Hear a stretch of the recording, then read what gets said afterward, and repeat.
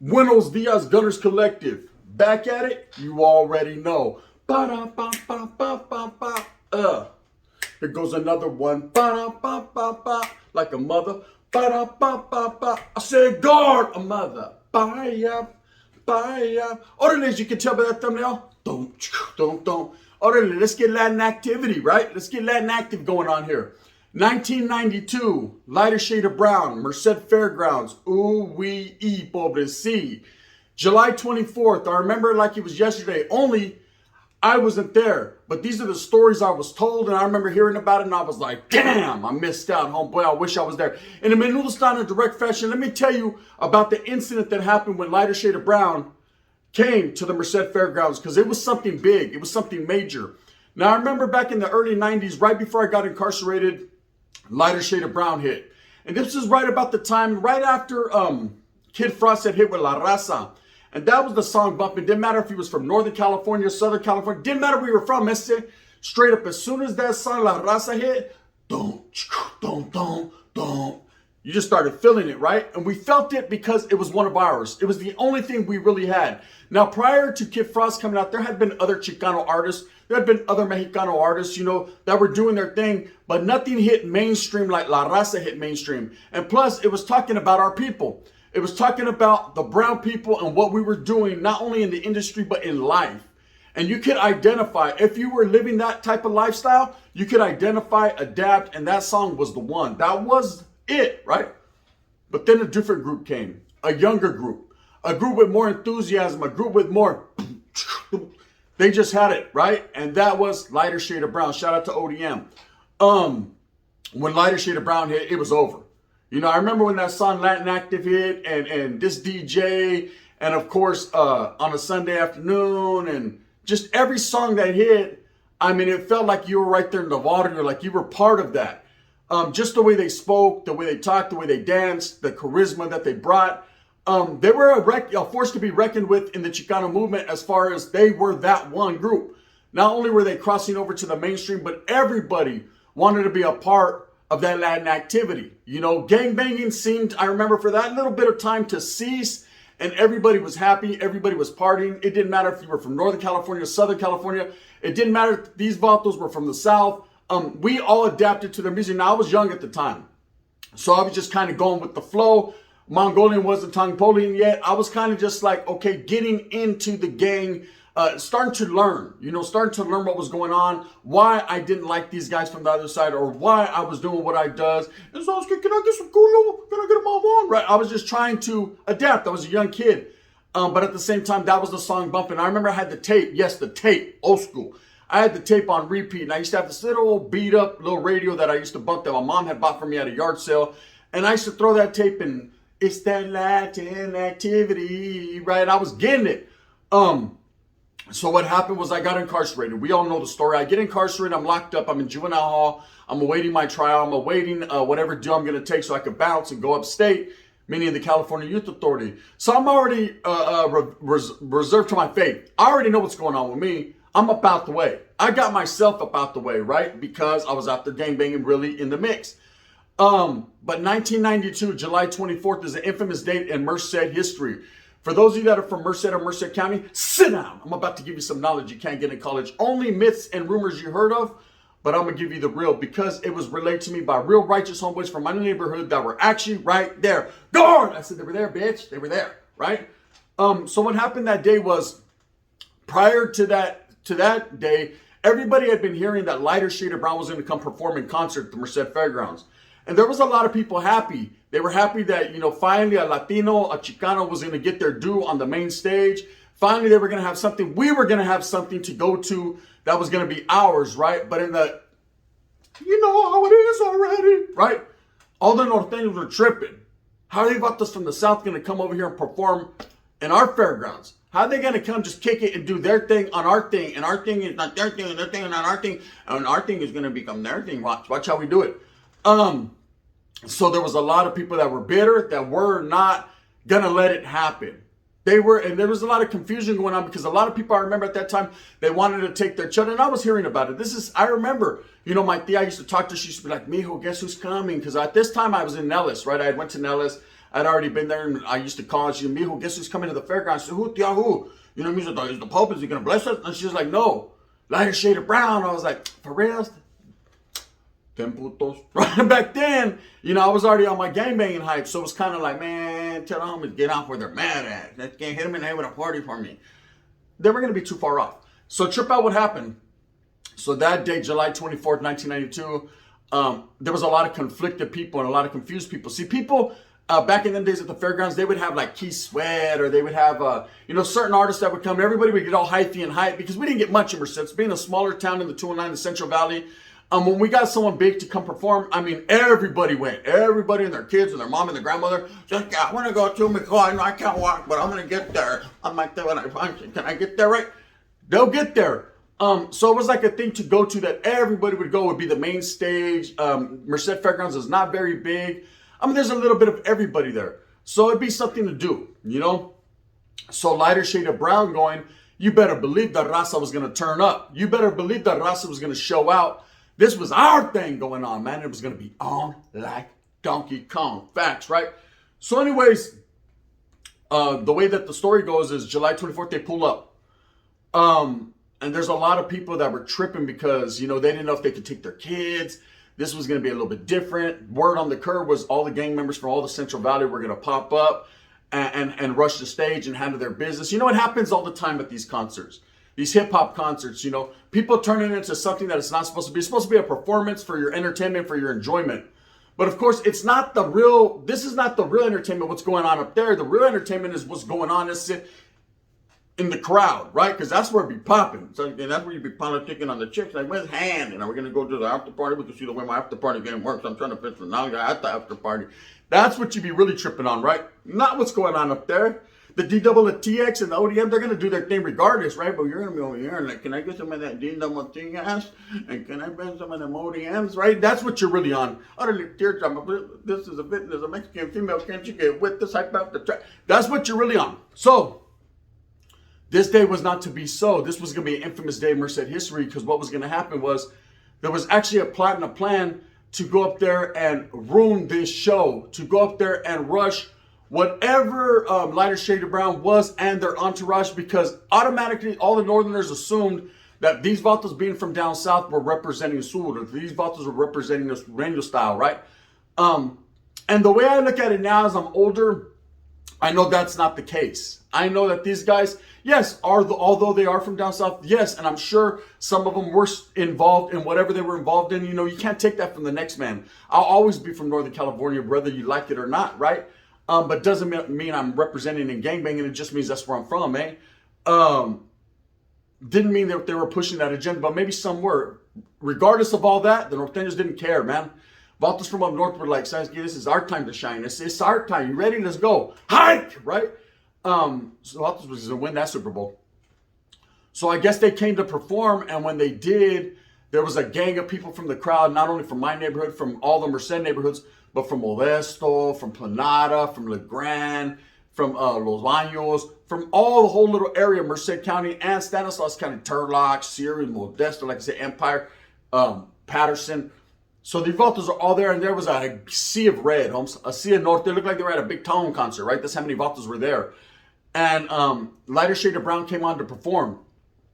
And Lighter Shade of Brown have always got a lot of love in whatever city they go. Every city they were in, San Jose, they had love. I heard there was an incident up there too, but I can't speak on it. That's not my city or my town. I don't know exactly to the degree of that story. But there were certain places they were doing their little tour, right? Not the world tour. They were doing the Califas tour, right? At a fair. They were still doing local things, And one thing about Chicanos, Mexicanos, man, we can't go to Paris and France and Sweden and do all that. We don't get no love like that. So we can go to Tulare and Grayson. That's the love we get, man. Or we can go over here to Dinuba, to Ukiah. So that's what we were on, right? So anyways, these vatos are performing, and everyone, the story goes, everybody thinks that it kicked off, because Lighter Shade of Brown came out, because ultimately they were ended up throwing 40s. Vato did get injured on stage. I mean, it was a big old deal. I remember that. This is what the homeboys told me, right? And I know it to be true. There's a lot of my family, a lot of my people that were there. Like I said, I'd have been there. I was throwing like the Mickey grenade bombs. I'd have been letting him have it. But what really sparked the incident was a fight between two women, two tortas. That one, 250 and 275, staying alive, barely though, cholesterol. Two big old tortas gonna fight because another chick bumped it when she was dancing. The homies, the homeboy, she bumped into a stroller. Next thing you know, these two chicks kicked it off. See, the plan was to get off on these vatos at the end of the concert, because one thing I know for sure, vatos want to be entertained. So that's good, because that's the time to, like I said, get a mamon. You can get a mamon in your corner. I'm your puppet, right? So their main thing was to enjoy the performance, trip out. As soon as it ends and people start to disperse, get off where you're mad at. Rush the stage, boom, boom, boom, boom, boom, boom. Right? Well, this wasn't to take place, because somewhere in the middle of this concert, these two chicks started to fight. And isn't that the case? Isn't that what always happens at these incidents, at these concerts? Vatos or chicks always have to, people are drunk, they're buzzing, they're having a good time. They can't just enjoy themselves, man. It's always been like this, especially when you bring gangbanging involved or anything else involved.